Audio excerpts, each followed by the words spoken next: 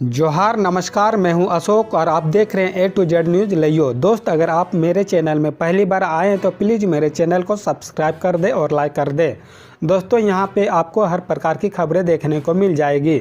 झारखंड से रिलेटेड सभी छोटी बड़ी खबरें देखने को मिलेगी, चाहे वह जॉब से रिलेटेड खबर हो या फिर राजनीति से रिलेटेड खबर हो, स्कूल कॉलेज संबंधित सभी प्रकार की खबरें आपको यहां पे मिल जाएगी। तो प्लीज़ मेरे चैनल को सब्सक्राइब कर दें। चलिए दोस्तों, अब बिना देर किए हुए चलते हैं आज की सुर्खियों की ओर।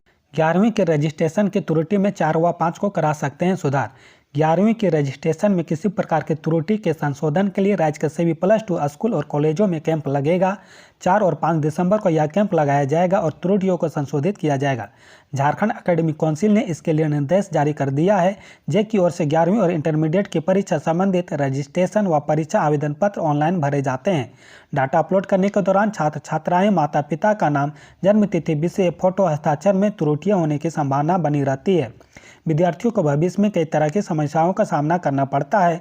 +2 स्कूल और इंटर महाविद्यालयों की छवि धूलमिल होती है। साथ ही ऐसे छात्र छात्राओं को इससे संशोधन के लिए समस्याओं का सामना करना पड़ता है।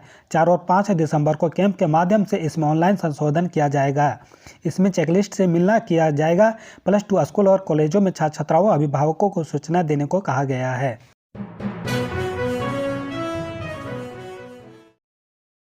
ईडी सीबीआई सफेद हाथी है, भाजपा कर रही है इस्तेमाल। मुख्यमंत्री हेमंत सोरेन ने लोहरदगा में आयोजित सरकार आपके द्वार कार्यक्रम में विपक्ष पर जमकर निशाना साधा।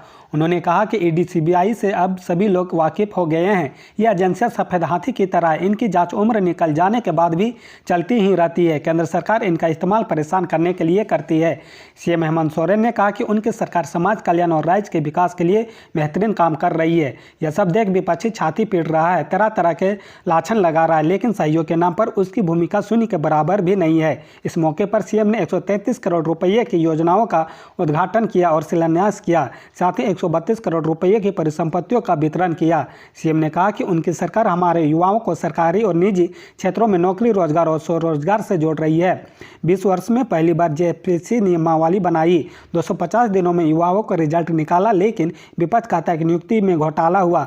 हमने जो परीक्षा कराई उसमें बीपीएल परिवार से युवाओं को नियुक्ति पत्र दिया, जबकि विपक्ष ने जो परीक्षा कराई उसकी सीबीआई जांच आज भी चल रही है।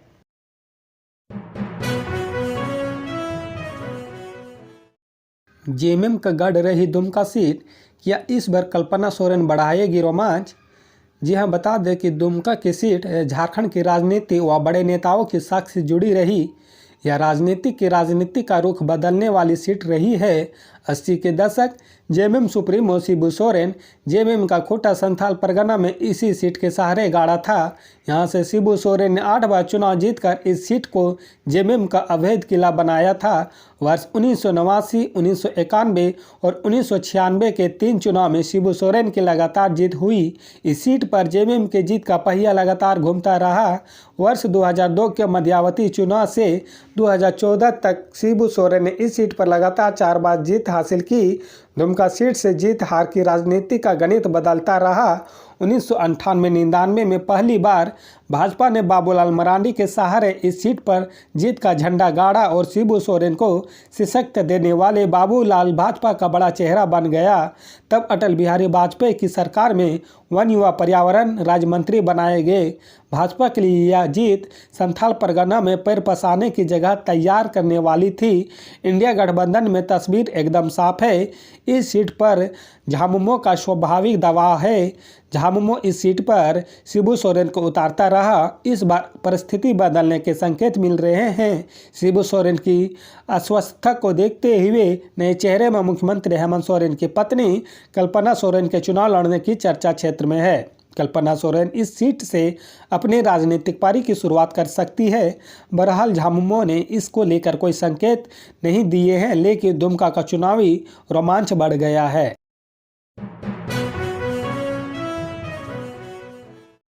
झारखंड के 5 मजदूर सऊदी अरब में फंस गए हैं। मजदूरों ने वापसी की लगाई गुहार।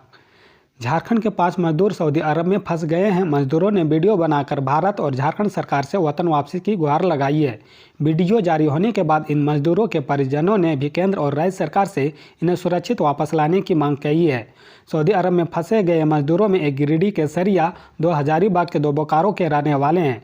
जारी वीडियो में सभी ने कंपनी की ओर से पिछले 8 महीने का वेतन नहीं मिलने से दाने दाने को मोहताज होने की बात कही है। मजदूरों ने बताया कि उनके वीज़ा की अवधि भी समाप्त हो गई है। इससे बढ़ाने को लेकर कंपनी और से कोई पहल नहीं की गई है। प्रवासी मजदूरों के हित में कार्य करने वाले सिकंदर अली ने केंद्र व राज्य सरकार से सऊदी अरब में फंसे मजदूरों की मदद करने की अपील की है। उन्होंने कहा कि काम की तलाश में मजदूर विदेश जाते हैं, वहां उनको यातनाएं झेलनी पड़ती है। सरकार को इस पर ठोस कदम उठाने की जरूरत है।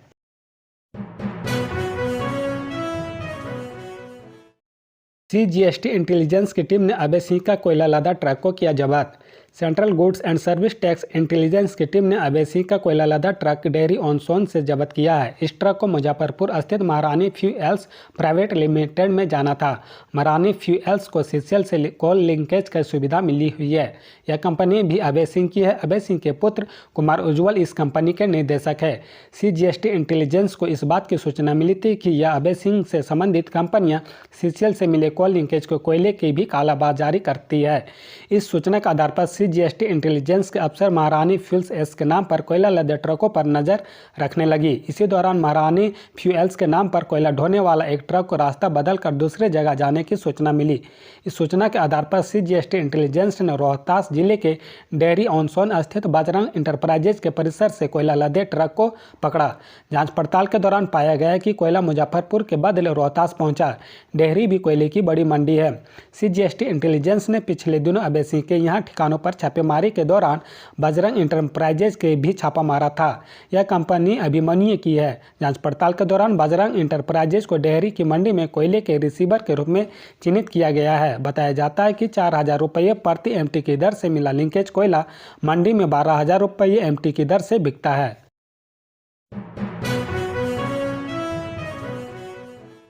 जमादार चला रहा था जुए का अड्डा, एंट्री फीस 5,000 रुपये।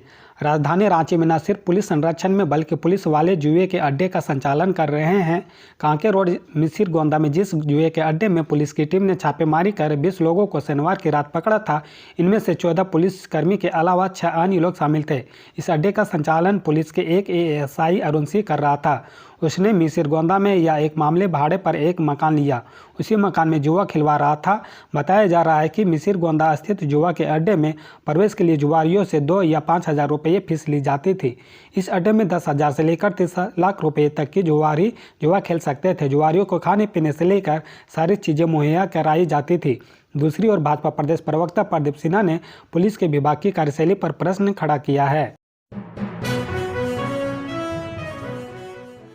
झारखंड में अभी से शुरू हुई 2024 की जंग। बीजेपी इंडिया की 14 सीटों पर नज़र, किसे मिलेगी जीत?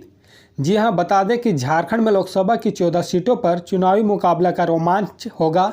देश में भाजपा इंडिया के खिलाफ बने इंडिया गठबंधन में शामिल दल लोकसभा चुनाव 2014 और 2019 के दौरान झारखंड की सीटों पर दूसरे स्थान पर रही। इन्हें 2024 के चुनाव में पहले स्थान पर आने के लिए कड़ा संघर्ष करना होगा। दूसरी ओर भाजपा नेतृत्व वाले एनडीए को शीर्ष पर कायम रहने के लिए अभेद चक्रव्यूह की रचना करनी होगी।